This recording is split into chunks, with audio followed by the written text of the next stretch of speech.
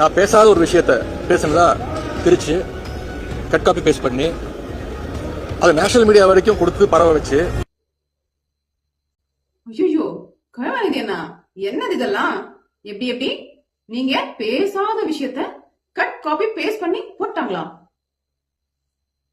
இது ஏதாவது ஒரு மெயின் ஸ்ட்ரீம் சேனல்ல நடந்தா பரவாயில்ல, எல்லா டிவிலையும் லைவா டெலிகாஸ்ட் ஆயிட்டு இருக்கு.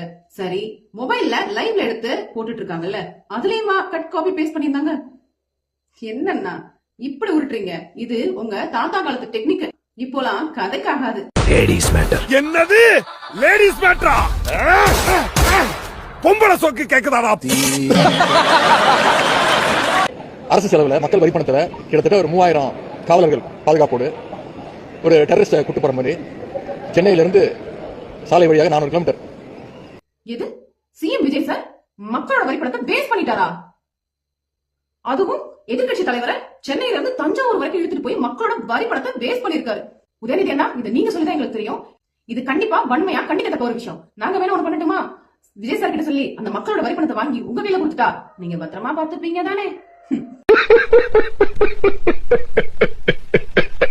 இப்பதான் மக்களோட வரி பணம் தெரியுதா? சுரண்டும் போதும் கமிஷன் பேர்லயும் டெண்டர் பேர்லயும் ஆட்டை போடும்போது அப்பெல்லாம் தெரியலீங்களா? மக்களோட வரி பணத்தை வாங்கி பாயில போடுறோம், கொசு வழங்கும் திட்டம் ஒண்ணு கொடுத்தீங்களே, அப்ப தெரியலீங்களா?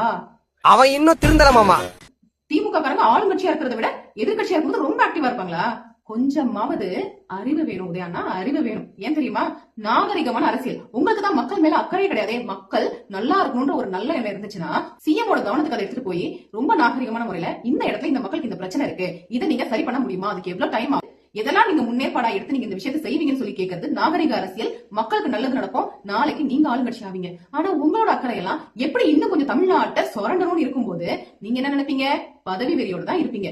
இப்படி இருக்க நீங்க எல்லாம் தாவேகாவை பத்தி பேசலாமா? அதுக்கான தகுதி உங்களுக்கு இருக்கான்னு தயவு செஞ்சு சுய பரிசோதனை செஞ்சுக்கோங்க. இப்பதான்